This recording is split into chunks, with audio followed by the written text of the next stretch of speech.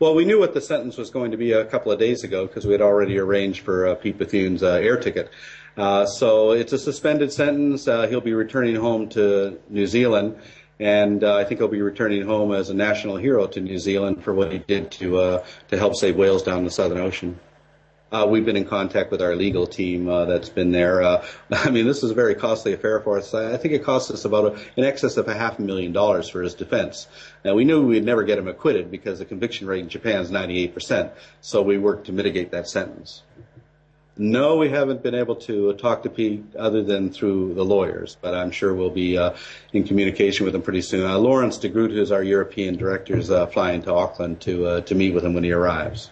Well, we're quite relieved to get him out of prison, but Pete would be the first to admit that his time there was very beneficial. I mean, the very fact that the harpoon vessel had to return to Japan with him in itself saved about 40 whales.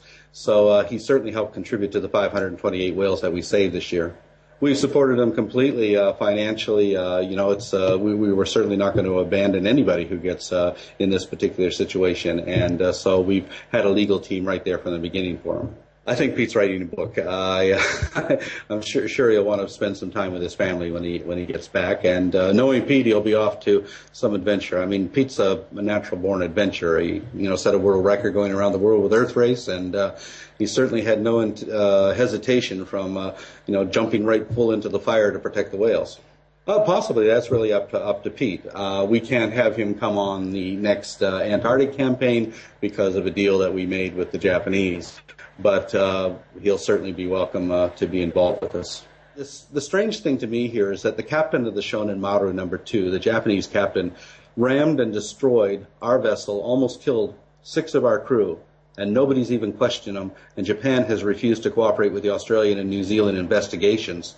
So that's why we don't believe that Pete Bethune had a fair trial. He boarded the Shonan Maru to confront the captain of that vessel, man-to-man, face-to-face, for sinking his ship. And they took him off, cowardly took him back to Japan, and, through the full force of the government against him. But nobody has answered for the fact that they destroyed one of our ships and almost killed 6 of our people. I don't think we'll get them because New Zealand and Australia just basically threw up their hands and said, well, Japan won't cooperate, so the investigation's over, which really sets a very strange precedent. If a criminal doesn't cooperate, that means the investigation's over.